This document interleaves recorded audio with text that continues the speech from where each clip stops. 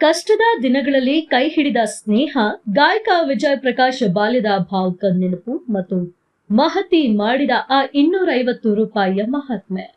ಯಶಸ್ಸಿನ ಶಿಖರದಲ್ಲಿರುವಾಗ ನಮ್ಮ ಜೊತೆ ನೂರಾರು ಜನ ಇರ್ತಾರೆ.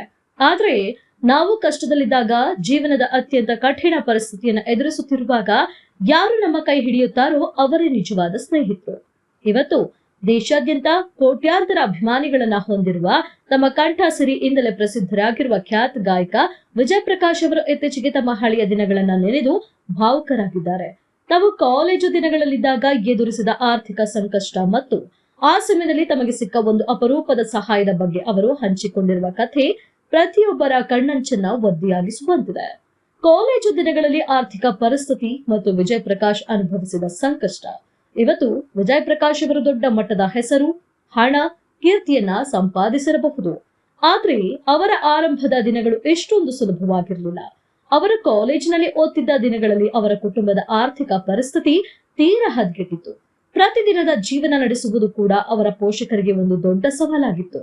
ಮನೆಯ ಪರಿಸ್ಥಿತಿಯನ್ನ ಹತ್ತಿರದಿಂದ ಕಂಡಿದ್ದ ವಿಜಯ್ ಪ್ರಕಾಶ್ ಅವರಿಗೆ ಪೋಷಕರಲ್ಲಿ ಹೋಗಿ ತನಗೆ ಬೇಕಾದ ಸಣ್ಣ ಪುಟ್ಟ ವಸ್ತುಗಳಿಗಾಗಲಿ ಅಥವಾ ಓದಿನ ಖರ್ಚಿಗಾಗಲಿ ಹಣ ಕೇಳಲು ಮನಸ್ಸು ಬರ್ತಿರ್ಲಿಲ್ವಂತೆ.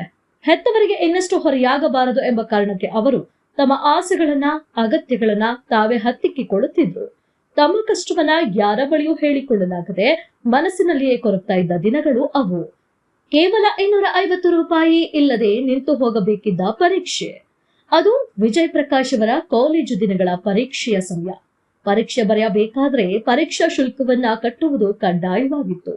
ಅದಕ್ಕಾಗಿ ಅವರಿಗೆ ಬೇಕಾಗಿದ್ದ ಮೊತ್ತ ಕೇವಲ 250 ರೂಪಾಯಿಗಳು.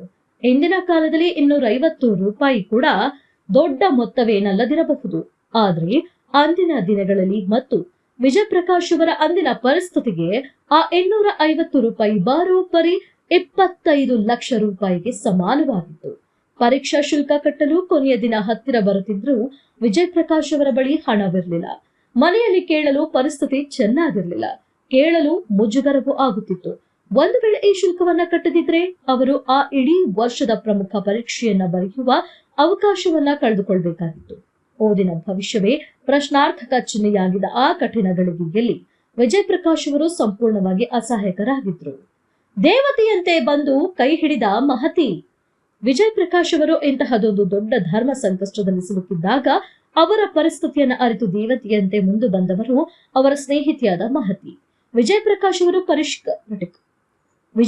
ಅವರು ಪರೀಕ್ಷಾ ಶುಲ್ಕ ಕಟ್ಟಲಾಗದೆ ಒದ್ದಾಡುತ್ತಿರುವುದನ್ನ ಗಮನಿಸಿದ ಮಹತಿ ಯಾವುದೇ ಯೋಚನೆ ಮಾಡಿದ ತಕ್ಷಣವೇ ಅವರಿಗೆ ಸಹಾಯ ಹಸ್ತ ಚಾಚಿದ್ರು. ತಮ್ಮ ಬಳಿ ಇದ್ದ 250 ರೂಪಾಯಿಗಳನ್ನ ವಿಜಯ್ ಪ್ರಕಾಶ್ ಅವರಿಗೆ ನೀಡಿ ಪರೀಕ್ಷಾ ಶುಲ್ಕ ಕಟ್ಟುವಂತೆ ಮಾಡಿದ್ರು. ಆ ಸಮಯದಲ್ಲಿ ಮಹತಿ ಮಾಡಿದ ಆ ಸಣ್ಣ ಸಹಾಯವೇ ವಿಜಯ್ ಪ್ರಕಾಶ್ ಅವರು ಪರೀಕ್ಷೆ ಬರೆಯಲು ಕಾರಣವಾಯಿತು. ಒಂದು ವೇಳೆ ಅಂದು ಮಹತಿ ಆ ಹಣವನ್ನ ನೀಡದೆ ಹೋಗಿದ್ರೆ ವಿಜಯ್ ಪ್ರಕಾಶ್ ಅವರ ಜೀವನದ ಹಾದಿಯೇ ಬದಲಾಗಿ ಹೋಗ್ತಿತ್ತು. ಆ ಸಹಾಯವನ್ನ ನಾನು ಎಂದಿಗೂ ಮರೆಯಲ್ಲ. ಭಾವುಕರಾದ ವಿಜಯ್ ಪ್ರಕಾಶ್ ತಮ್ಮ ಜೀವನದ ಅತ್ಯಂತ ಕಠಿಣ ಘಟ್ಟದಲ್ಲಿ ಸಿಕ್ಕ ಆ ಸಹಾಯದ ಬಗ್ಗೆ ವಿಜಯ್ ಪ್ರಕಾಶ್ ಎಂದಿಗೂ ಅತ್ಯಂತ ಕೃತಜ್ಞತೆಯಿಂದ ನೆನಪಿಸಿಕೊಳ್ತಾರೆ. ನನ್ನ ಜೀವನದ ಅತ್ಯಂತ ಕಠಿಣ ಮತ್ತು ಕಷ್ಟದ ಹಂತದಲ್ಲಿ ಮಹತಿ ನನಗೆ ಮಾಡಿದ ಆ ಸಹಾಯವನ್ನ ನಾನು ನನ್ನ ಜೀವ ಇರುವವರೆಗೂ ಎಂದಿಗೂ ಮರೆಯಲು ಸಾಧ್ಯವಿಲ್ಲ.